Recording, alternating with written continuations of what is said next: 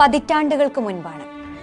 അന്ന് ഇന്ത്യൻ പ്രധാനമന്ത്രിയായിരുന്ന ജവഹർലാൽ നെഹ്റു ഒരു സൈനിക ക്യാമ്പ് സന്ദർശിക്കുന്ന വേളയിൽ ക്യാമ്പിന്റെ ഭാഗമായ മിലിറ്ററി ആശുപത്രിയിൽ ചികിത്സയിൽ കഴിയുന്ന പട്ടാളക്കാരെ കൂടി കാണാനും അവരെ അഭിവാദ്യം ചെയ്യാനും തീരുമാനിച്ചു.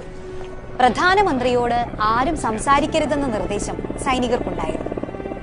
ചികിത്സയിലുള്ള ഓരോ സൈനികരെയും സന്ദർശിച്ച് മുന്നോട്ടു പോയിക്കൊണ്ടിരിക്കുകയായിരുന്നു നെഹ്റു. അതിനിടയിൽ ആശുപത്രിയിലെ ഒരു കട്ടിലിൽ നിന്ന് ഒരു യുവ സൈനികൻ പതിയെ തന്റെ ശബ്ദമുയർത്തി.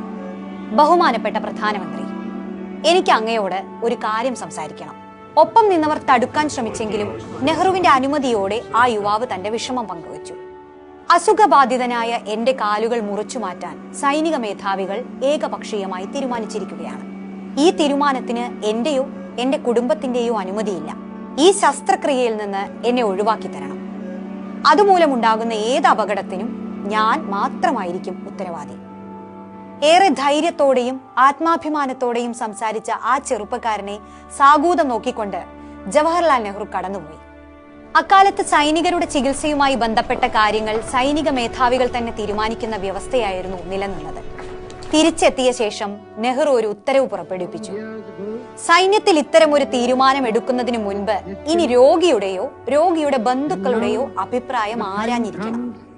അങ്ങനെ നെഹ്റു വഴി രക്ഷപ്പെട്ട് കിട്ടിയ കാലുകളുമായി ആ യുവാവ് സൈനിക സേവനം അവസാനിപ്പിച്ച് നാട്ടിലേക്ക് മടങ്ങി.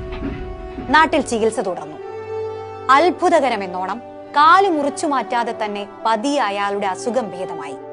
ഒരിക്കൽ മുറിച്ചു മാറ്റാൻ ആവശ്യപ്പെട്ട കാലുകളുമായി അഭൂതപൂർവമായ ചുവടുകളോടെ അയാൾ ഒരു യുഗം തന്നെ നടന്നു തീർത്തു. മലയാള നാടക സിനിമാ രംഗത്ത് ആർക്കും മായ്ക്കാനാവാത്ത കാൽപ്പാടുകളാണ് അയാൾ പിന്നീട് സമ്മാനിച്ചത്. പാലപ്പുറത്ത് വീട്ടിൽ സുരേന്ദ്രനാഥ തിലകൻ എന്ന ആ യുവാവ് പിൽക്കാലത്ത് ഇന്ത്യൻ സിനിമയിലെ തന്നെ തലയെടുപ്പുള്ള നടന്മാരിൽ ഒരാളായി മാറി.